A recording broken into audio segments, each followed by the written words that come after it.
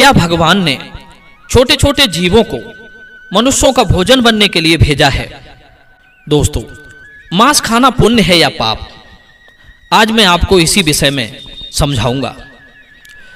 क्या पशु पक्षी, मेढ़ा, बकरा, मुर्गा, मछली, इन समस्त प्राणियों का मांस खाने से मनुष्यों को पाप नहीं लगता है? तो आइए आज की इस वीडियो में समझते हैं कि छोटे छोटे जीवों को मारकर खाना कितना सही है और कितना गलत।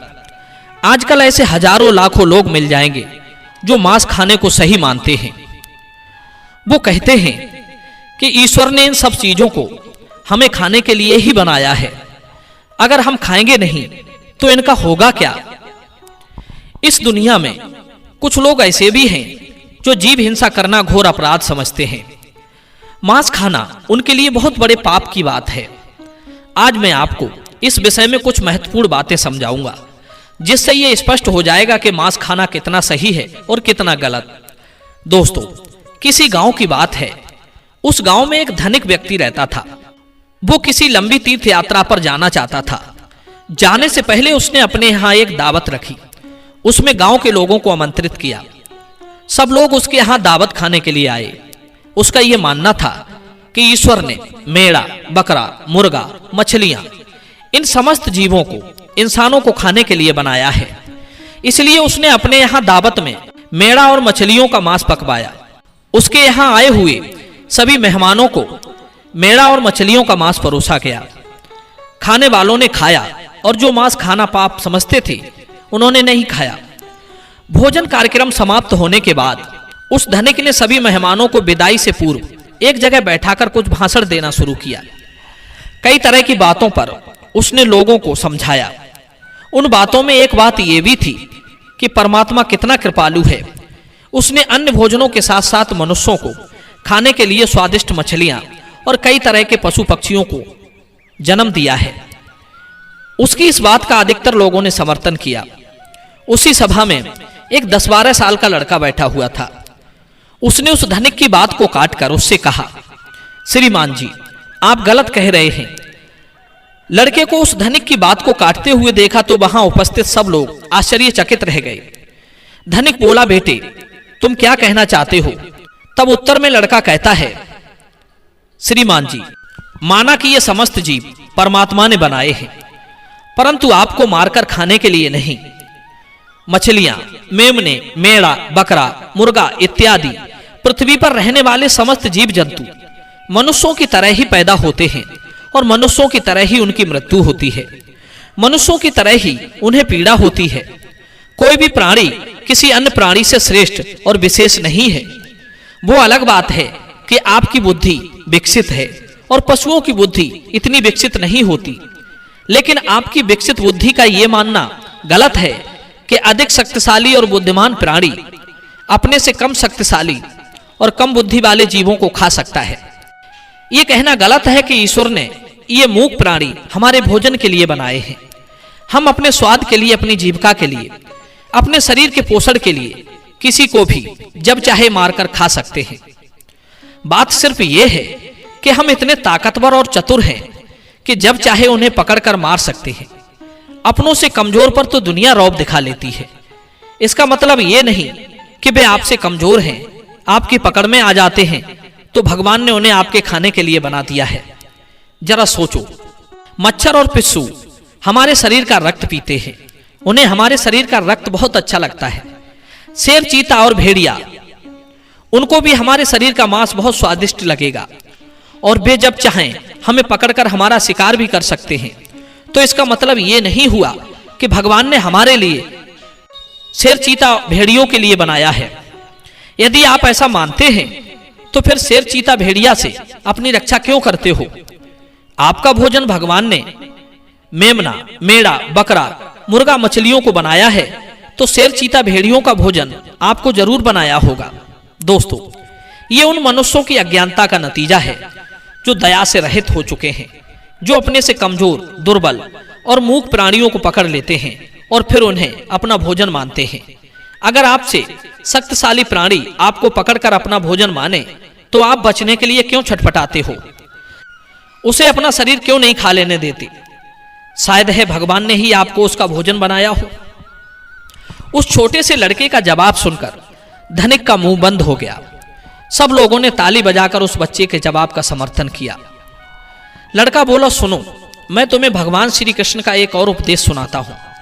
एक बार भगवान मुरली मनोहर एक पेड़ के नीचे बैठकर मुरली बजा रहे थे। तभी विपत्ति का मारा एक हिरन तेजी से भागता हुआ आया और भगवान श्री कृष्ण के पीछे छुप गया। वो मृग बहुत ही घबराया हुआ था। मृग को अत्यंत भयभीत देखकर भगवान ने मुरली बजाना बंद कर दिया और उस मृग से पूछने लगे, हे मृग, तुम इतने व्याकुल क्यों हो? तुम्हें क्या दुख है? किसके डर से तुम छुपने का प्रयास कर रहे हो? श्री कृष्ण मृग से ये पूछ ही रहे थे, तभी हाथ में धनुष मार लिए वहां एक शिकारी आ पहुंचा और बोला, ए बालक, इस मृग को मुझे दे दे, ये मेरा शिकार है। मैंने इसे आखेट बनाने के लिए काफी दूर से इसका पीछा किया है, इसलिए इस पर मेरा अधिकार है। शिकारी की बात का जवाब देते हुए भगवान श्री कृष्ण बोले, अये व्याध, किसी भी जीव पर किसी का अधिकार नहीं होता। हर जीवित प्राणी पर केवल उसका ही अधिकार होता है। व्याध कहता है, नहीं नहीं, ये मेरा शिकार है और मैं इसे मारकर इसके मांस को पकाकर खाऊंगा। तब श्री कृष्ण कहते हैं, अब ये निर्दयी प्राणी, किसी को मारने का अधिकार तुम्हें किसने दे दिया? यह अधिकार तो उसको भी प्राप्त नहीं होता जिसने उसे जन्म दिया है। किसी भी जीव को मारना पापों की श्रेणी में आता है। क्या तुम धर्म को नहीं मानते? तब शिकारी कहता है, ए मनमोहक बालक, मैं तेरे जितना ज्ञानी तो नहीं हूं, पर इतना जानता हूं कि मांस का भोजन करना पाप नहीं है। जीवों को मारकर मैं उन्हें त्रियक योनि से आजाद करता हूं। फिर आपको क्या आपत्ति है? वैसे भी कोई ना कोई इन्हें मारकर खा ही जाएगा। अगर जीव हत्या पाप है तो राजा लोग इन्हें मारने का शौक क्यों रखते हैं? व्याध की बात सुनकर श्री कृष्ण समझ गए कि इसकी बुद्धि हिंसा करते करते मांस खाते खाते मंद पड़ गई है। इसका विवेक उचित अनुचित का निर्णय करने के काबिल नहीं है। तब भगवान श्री कृष्ण उसे एक कहानी सुनाते हैं कि हे व्याध, इस कहानी को ध्यान से सुनना कि लोग मांस क्यों खाते हैं और इसे खाना पाप है या पुण्य। मगध देश में एक बार भयंकर अकाल पड़ गया था। लोगों की फसलें नष्ट हो चुकी थी। चारों तरफ भूखमरी फैल गई थी। वहां के जो राजा थे उन्हें इस बात की बहुत चिंता हुई कि लोगों की भूख की समस्या का समाधान कैसे निकाला जाए। उन्होंने एक सभा लगाई और अपने सभासदों से पूछा कि लोगों को भोजन देने के लिए सबसे सस्ती वस्तु क्या रहेगी। राजा की बात सुनकर सभी सभासद सोच में पड़ गए कि इसका क्या उत्तर दिया जाए। गेहूं, चावल, आलू उगाने में बड़ी मेहनत लगती है। तब उस सभा में एक मांस खाने वाला व्यक्ति बैठा था। उसने सोचा कि मांस को भोजन में शामिल करने का यह अच्छा मौका है। यदि राजा की अनुमति मिल गई तो हम मनमानी जीवों को मारकर अपना भोजन बना सकेंगे, कोई रोक टोक भी नहीं होगी। उसने राजा को सुझाव दिया कि भूखमरी का संकट दूर करने के लिए मांस से सस्ता कोई विकल्प नहीं है। इसमें धन का भी खर्च नहीं आएगा और श्रम भी अधिक नहीं करना पड़ेगा और हमारा भोजन भी बन जाएगा। सभा में बैठे अन्य लोगों ने इस बात में हाँ में हाँ मिला दी, लेकिन वहां के जो प्रधानमंत्री जी थे उन्हें यह प्रस्ताव पसंद नहीं आया। वे चुपचाप बैठे रहे। राजा ने पूछा, हे प्रधानमंत्री जी, आप चुप कैसे बैठे हो? आपकी क्या राय है इस विषय में? तब मंत्री जी ने कहा, महाराज, मेरे हिसाब से मांस सस्ता विकल्प नहीं है। इस विषय पर मैं अपनी राय आपको कल दूंगा। दोस्तों, रात होने पर प्रधानमंत्री उसी शख्स के घर पहुंच गए जिसने मांस खाने का प्रस्ताव दिया था। अचानक अपने घर मंत्री को आया देख वो घबरा गया। सोचने लगा जरूर कोई अनहोनी हुई है। मंत्री ने कहा, भाई, शाम को ही महाराज की तबीयत बहुत खराब हो गई है। उन्हें किसी गहरी बीमारी ने घेर लिया है। राजवैद्य ने कहा है कि राजा साहब को अगर किसी बहादुर और हष्टपुष्ट इंसान का थोड़ा सा मांस मिल जाए तो वे ठीक हो सकते हैं।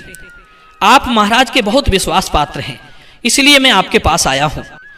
आप राजा को बचाने के लिए जरूर अपने शरीर से थोड़ा मांस निकालकर दे सकते हैं। राजा साहब को भी यही उम्मीद है कि आप इस काम के लिए इनकार नहीं करेंगे।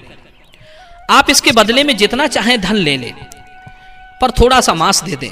लाओ, मैं तलवार से तुम्हारे शरीर से थोड़ा सा मांस निकाले लेता हूं। दोस्तों, मंत्री की यह बात सुनकर वो आदमी सन्न रह गया। उसके चेहरे का रंग उड़ गया। वो भागता हुआ गया और अपने घर में से 1,00,000 स्वर्ण मुद्राएं लाकर मंत्री जी को दे दी और बोला, माफ करना, मैं अपने शरीर का मांस नहीं दे सकता। इसके बदले में आप ये पैसे ले जाइए और किसी और को ये पैसे देकर उससे मांस खरीद लीजिए।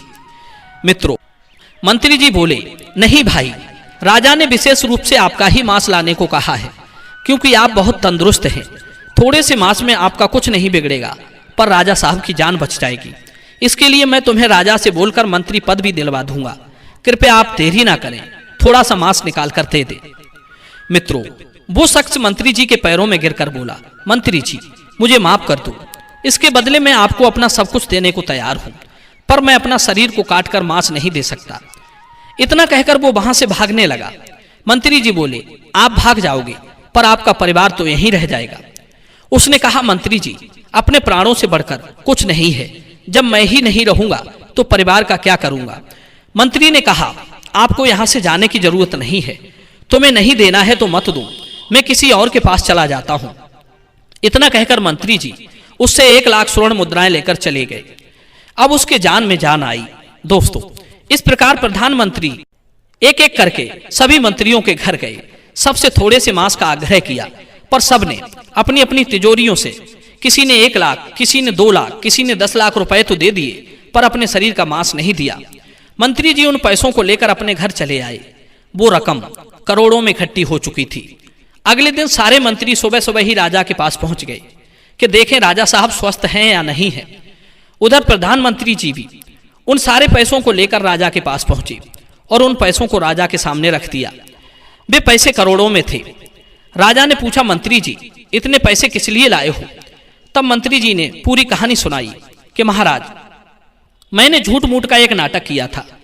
मैंने उन समस्त मंत्रियों से ये कहा कि राजा साहब की तबीयत बहुत खराब है, यदि उन्हें थोड़ा सा मनुष्य का मांस मिल जाए तो वे ठीक हो सकते हैं। महाराज, सारे मंत्रियों ने मुझे इतने पैसे तो दे दिए, पर आपके उपचार के लिए अपने शरीर से थोड़ा सा मांस नहीं दिया। कल लोग सभा में मांस का भोजन बहुत सस्ता बता रहे थे। अब आप ही सोचिए कि जीवित प्राणी का मांस कितना सस्ता है और कितना महंगा, कि थोड़े से मांस के लिए करोड़ों रुपए देकर उन्होंने मांस देने से इनकार कर दिया। मित्रों, मंत्री जी की बात राजा के अच्छी तरह समझ में आ चुकी थी। इधर भगवान श्री कृष्ण ने उस शिकारी को समझाया कि देखो, अपना शरीर सबको प्रिय होता है, चाहे वो मनुष्य हो या कोई पशु। सबके मांस की उतनी ही कीमत होती है, सबके प्राण उतने ही मूल्यवान होते हैं जितने कि आपके। इसलिए किसी के शरीर को कष्ट नहीं पहुंचाना चाहिए। मनुष्य के जब अपने प्राणों पर आ बनती है तब तो उसे अपना शरीर बहुत प्रिय लगता है।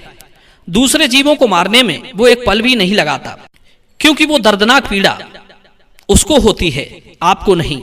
जिस दिन आपको होगी उस दिन मांस की कीमत आपको समझ आ जाएगी। दोस्तों, मैं उम्मीद करता हूं कि भगवान लोगों की मानसिकता को बदले, उन्हें इस बात का एहसास कराए कि जीव हिंसा मनुष्य के समान ही अपराध है। छोटे से लेकर बड़े जीवों को जीने का परमात्मा ने पूरा अधिकार दिया है। उनका जीवन व्यर्थ नष्ट ना करें। अपने से थोड़े से आनंद के लिए, थोड़े से स्वाद के लिए उनका जीवन ना लें। सबको उतना ही कष्ट होता है जितना कि आपको। दोस्तों, मैं उम्मीद कर